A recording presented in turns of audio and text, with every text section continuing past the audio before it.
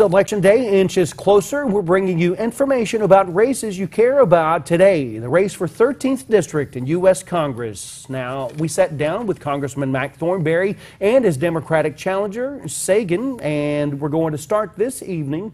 His challenger, Greg Sagan, I should say. Tonight, we're going to go ahead and start with Congressman Mac Thornberry.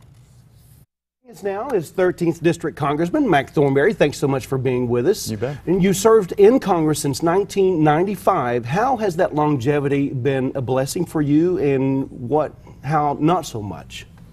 Well, it's certainly been a blessing because if the voters had not had confidence in me all this time, I would not be chairman of the Armed Services Committee, and that enables me to do more.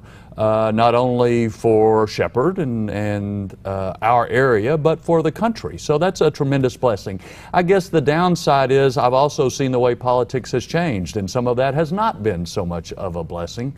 But still, it's I think, a net positive. What would you say to folks who are disappointed in the number of years you've served, since you served, or when you were running in '94, you ran in support of term limits? Yeah, and I still support that. And I've always made clear that it needs to apply to everyone so that everyone has an equal shot. What makes no sense is for one state or one individual to put limits on him or herself, because in a body that operates by seniority, you instantly put the people you represent at a disadvantage. What do you believe are the biggest concerns voters in the 13th District are facing right now? I think when it comes to the federal government, it's always two things. One is the economy, and the other is national security. And so the economy is doing pretty well around the country. We are starting to rebuild the military. Obviously, that affects us here in our region, but it's also important for the security of the American people. Now, healthcare affects everybody's personal day-to-day life.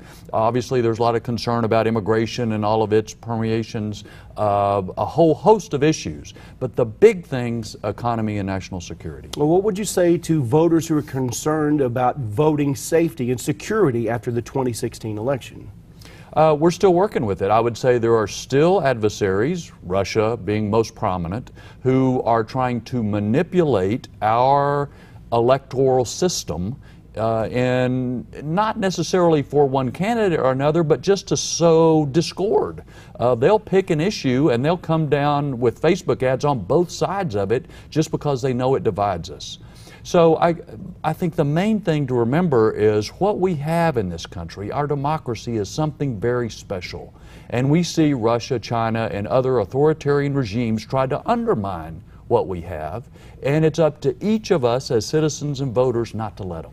The caravan moving on its way up through Mexico of immigrants, what's your reaction to that, first of all? Concern. Every country must be able to control who and what comes across its border. And so you have 7,000 people who all of a sudden show up on your border and demand to be let in. That is a concern, because it's not just women and children, people seeking a better life, although I'm sure that is part of it. And what do you think is the best way to handle it? Well, the key is not to let them get here, of course, which is part of the reason we are talking so much with Mexico about not letting them come the 1,000 miles they have to get through. If they make it this far, though, yeah, how should we handle it? We have to have enough security on the border to prevent them from entering. Now, that includes physical barriers, although it's going to be hard to build a wall in the next few days, but it includes enough Border Patrol and other law enforcement to prevent them from coming into the country. Congressman Mac Thornberry, thank you so much, as always, for stopping by. Thanks.